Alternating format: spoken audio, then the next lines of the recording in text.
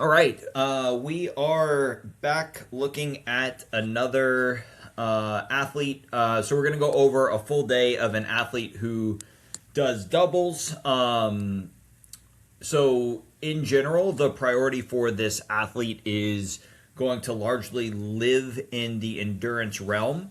But we also know that whenever we're working with an athlete in this space, you need to be special at the things that make you special when you're going to go compete in person. Michael likes to compete in person at a lot of events in the area where he's from. So we're trying to make sure that he has some really big finish potential whenever he does show up to those events. So that'll kind of put some context into this day. Generally speaking, we're a little bit more of a snatch priority than a clean priority. So we snatch on Mondays and Fridays, meaning the clean is going to come in here on the Wednesday. He's kind of at a point in training where we really need to get super fired up to be able to hit 1RMs or new 1RMs. It's just hard to elicit that type of neural drive whenever you're able to clean as much as he can, to front squat, back squat, deadlift as much as he can. So generally speaking, I'm putting a lot of the top end strength in more sport specific formats, knowing that as long as he's touching 90+% on a somewhat regular basis, we are going to have enough exposure to it to expect that we will still be able to hit a 1RM or a new PR anytime that comes up in an event. So we're putting this on our squat clean gauntlet.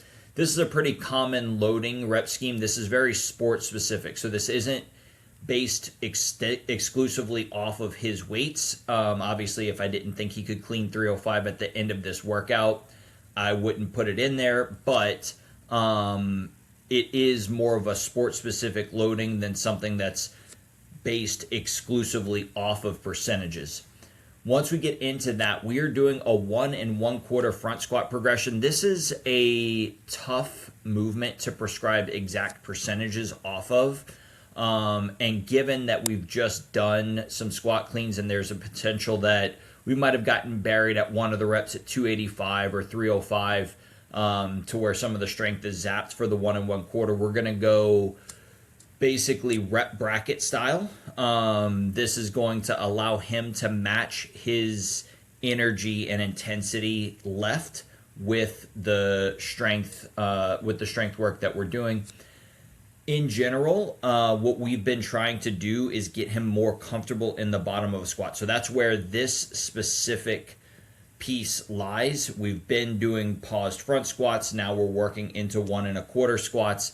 And eventually we'll just go into full-blown front squats. But the idea is that we wanted to improve some of the mechanics at the bottom of the squat and make him more comfortable being able to breathe there, thinking that it would help with cleans, but also thinking that forcing him to be able to breathe in the bottom of a squat would work on some of the sport weaknesses in an engine format, which tend to be things like lighter front squats or movements that just kind of are a little bit more positionally demanding, but not necessarily high as far as strength demands.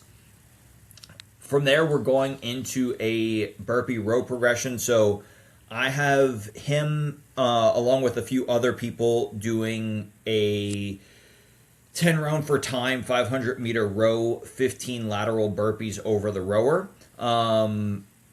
In general, these progressions are probably going to look similar to each other, but they're not going to be exactly the same. So this session, we're kind of a few weeks into this. I wanted to teach his body what it feels like to do a smooth cadence burpee, work at or row directly into the pace that we would anticipate him rowing at, maybe even just a little bit slower than what I anticipate him rowing in the retest, then going really hard on the burpees, and then teaching him that you can recover at this 205, 207 pace. So it's just a matter of getting onto the rower, being calm, trusting your body to get to speed, and learning to settle. Then we're giving 3 minutes of rest.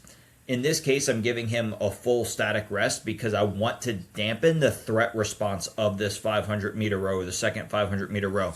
So by giving the rest immediately after what I'm deeming a recovery portion, there can really be a mental relaxation process. And what we're doing is teaching the body that, hey, this is fine. We're going to be okay.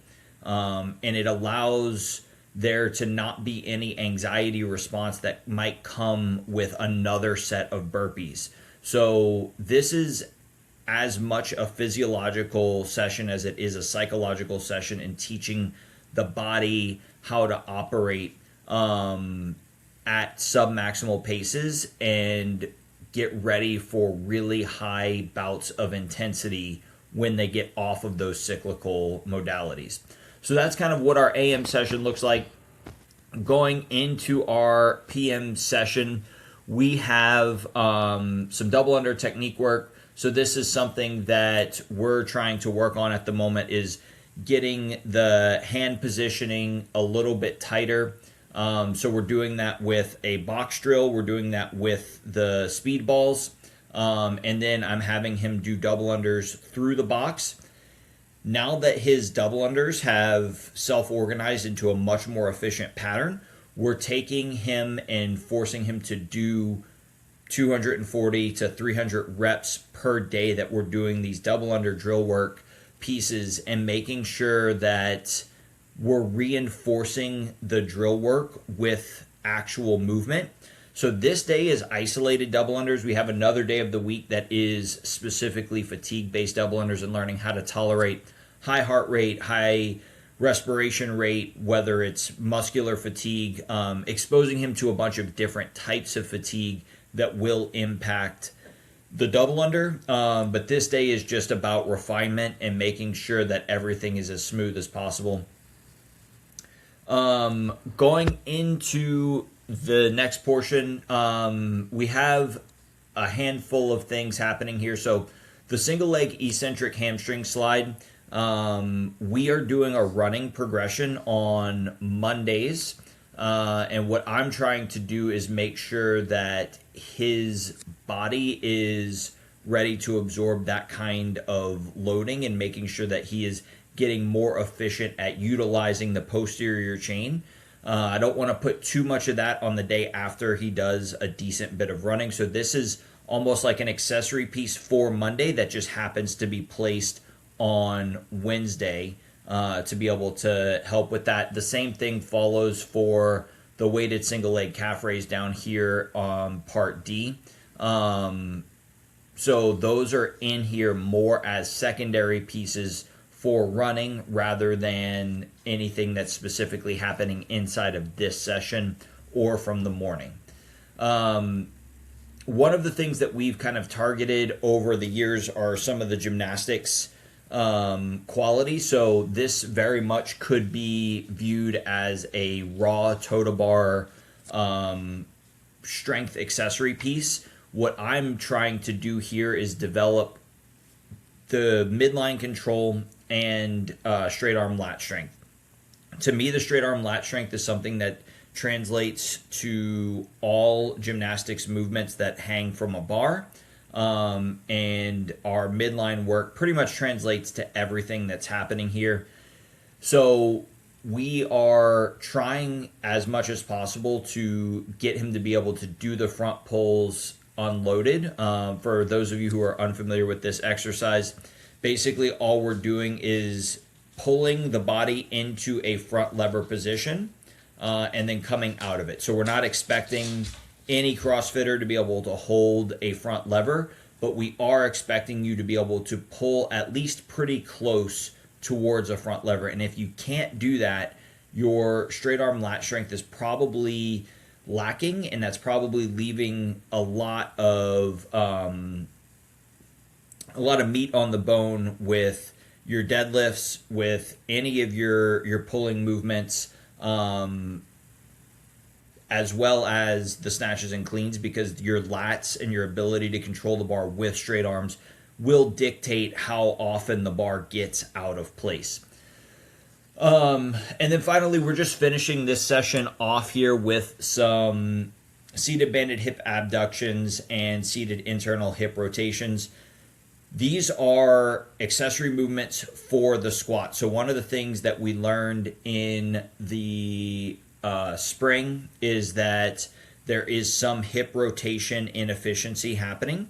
In this particular day, we're just making sure that this is a patterning day more than a true strength work day. So you're going to get crampy when you do this type of stuff. It doesn't feel great, but you're not going to get super strong. And because it's not necessarily a compound movement, it is a little bit more isolated. You're not going to get the same returns as you would with some other movements. But we also have to respect the fact that we did do a lot of work in the morning, and then we're on the back end of 3 days of training. So we don't want to create too much of a high threshold movement for him on this particular session. So those types of movements might be saved for either Monday or Friday, or potentially on Saturday, because we know we have that rest day with only 2 days of training back to back there.